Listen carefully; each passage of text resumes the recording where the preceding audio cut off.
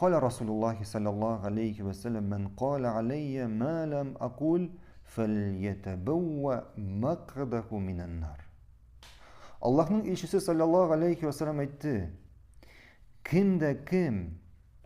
Kimde kim min aytmagan narsani ayta ekan, xabar eta ekan, bunday kishi o'zini o'rinni o'tdan azirlansin.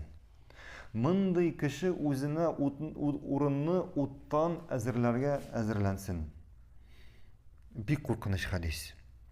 Bu hadisda bizga bir qoti kisatuv, ya'ni payg'ambarimizdan nidir aytirga, ya'ni payg'ambarimiz shulay deb aytdi deb, payg'ambarimiz shulay ishladi deb, payg'ambarimiz shulay deb amr etdi deb nidir aytirga qo'rqinish. Chunki agar bu yolg'on bo'lsa, bunday kishi o'zini demak o'rinni qaydan azirli? O'tdan azirli, jahannamda azirli.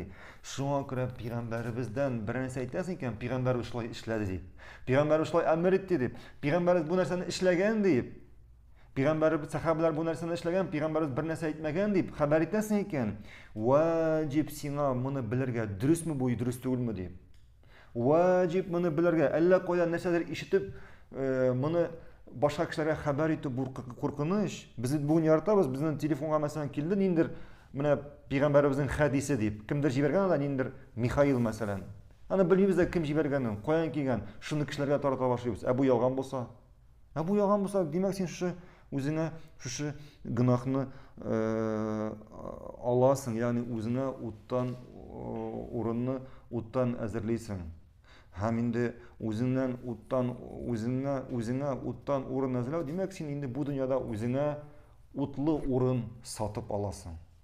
Shu yolg'oning bilan, payg'ambarimizga qarata shu yolg'oning bilan. Alloh saqlasin.